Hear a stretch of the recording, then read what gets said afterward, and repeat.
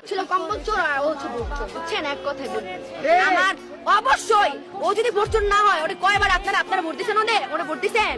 কয়জন বুকে হাত দিয়ে বলতে পারবে যে আজকে আমি শেখ হাসিনায় ভোট দিছি? ওরে আমরা একবার বসাইছি, আরো কত বছর ধরে বসে আছে।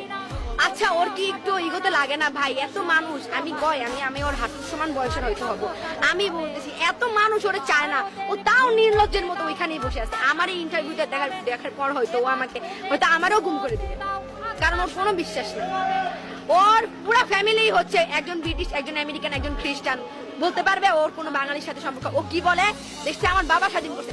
আরে তোর বাপ তো স্বাধীন হওয়ার আগেই মরে গেছে, ওর তো আগেই রাজাকার মেরা লাগছে। 9 মাস তো আমরা স্বাধীন করলাম। আমার বাপ মা, হ্যাঁ ঠিক আছে, আমার বাপ মা কোনো মুক্তিযোদ্ধা না, আমার দাদা মুক্তিযোদ্ধা, ওর চাচা তো দাদা। যেভাবেই মারা যাক, আমার কথা শুনে কথা হইতেছে যে ওর বাবা যদি স্বাধীন করতো, আমার ও আর কি স্বাধীন করে নাই? ও যে বলে ওর দেশ, আর যারা স্বাধীন করছে তারাও তো বলে দেশটা সবার ভাই, দেশটা কারো বাপের নেই। অবশ্যই না। আপনি কথাটা শুনতেছেন না? আমার 2 বছরের একটা ছোট বোন আছে, ছোট বোন, ও রাস্তায় খেলা করে, আর ওই মেয়েটা তো বারান্দায় থাইকা ওর মাথায় গুলি লাগছে, চোখে গুলি লাগছে। আমার বোন তো রাস্তায় খেলা করে, আমার বাসার ছাদের উপরে থেকে মুহূর্তে 10-12টা করে হেলিকপ্টার যায়।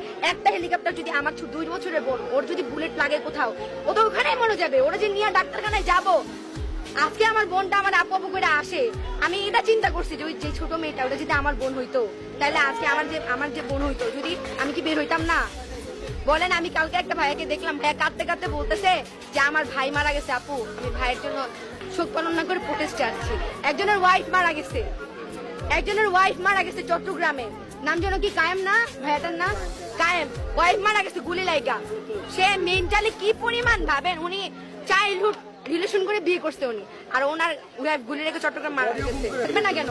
আমার অনেক ভাই, আমার বড় ভাই, মানে অনেক কাছের কেউ মারা যায়নি, অনেক কাছের উপর মারা গেলে হয়তো আমার ফ্যামিলিও নেমে যেত।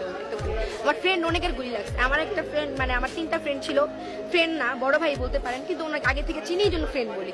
তো হচ্ছে আমার কলেজের বড় ভাই, ওরা যখন 18 তারিখ প্রোটেস্টে গেছে, তো ওরা নাকি নর্মালি দাঁড়ায় আছে, ওরা প্রোটেস্টে নামেও নাই।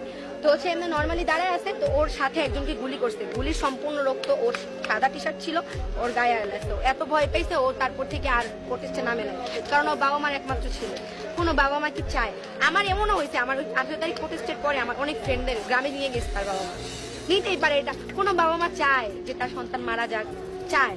তার অনেকে বলে কি আমার একটাই ছেলে, আরে ভাই একটা ছেলে হোক আর 10টা ছেলে হোক, মায়ের কোলে একটা সন্তানের কিছু হইলে মায়ের বুকে লাগে, সেটা একটা আর 10টার কথা না। আর শেখ হাসিনা কান্না করে বলে যে আজকে হচ্ছে আমার কোল কি কেন কোল খালি, মায়ের বুক খালি, কি হইলে আমি কি বুঝি না? আমারও বাবা মারা গেছে, বুঝলে ফায়ারের আদেশ কিভাবে দেয়? তোর আদেশ ছাড়াই কি ওরা ফায়ার করে? তুই আর্মি নামাই দিছিস, বিজিবি নামাই দিছিস, আনসার নামাই দিছিস, পুলিশ নামাই দিছিস, তোর আদেশ ছাড়াই কি ওরা ফায়ার করে? আমি এমন পুলিশও দেখছি যারা হেলিকপ্টার থেকে আমাদের ক্ষমা চাইতেছে, বলতেছে আগাই যান, এমনও পুলিশ দেখছি আমরা।